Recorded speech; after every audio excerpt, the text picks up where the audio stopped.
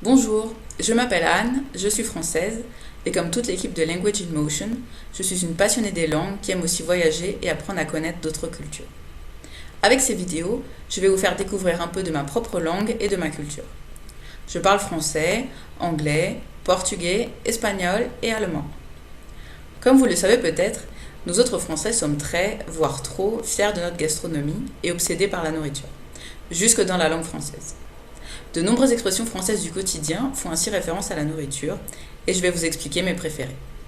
Promis, sans raconter de salade, c'est-à-dire des bêtises. Par exemple, on dit d'une personne très gentille qu'elle a un cœur d'artichaut ou que c'est une crème.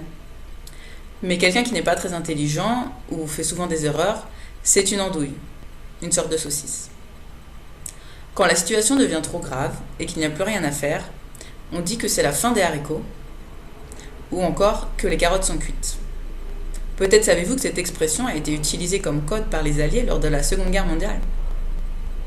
Physiquement, une femme grande et mince est appelée une asperge. Et une femme petite et grosse, un boudin. Difficile de plaire à tout le monde. Les hommes ne sont pas épargnés. Un homme avec un ventre rebondi peut bien se faire traiter de gros lard. Au contraire, on va dire d'une personne mignonne qu'elle est chou. Ne me demandez pas pourquoi. Et si vous restez en admiration devant elle, vous faites des yeux de merlan frit.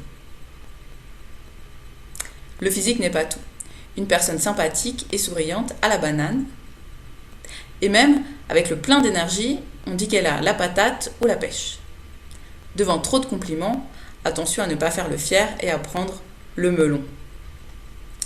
Car si on ramène sa fraise trop souvent et qu'on veut mettre son grain de sel partout, c'est-à-dire si on aime s'occuper des affaires des autres et donner son avis sur tout, on va s'entendre dire « occupe-toi de tes oignons », c'est-à-dire « occupe-toi de tes propres affaires ».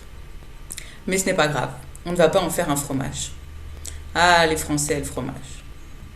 Voilà, c'était la touche finale, la cerise sur le gâteau. J'espère que vous avez aimé cette vidéo. Si vous voulez apprendre le français, vous pouvez aller sur le site de Language in Motion et vous inscrire aux leçons dès maintenant.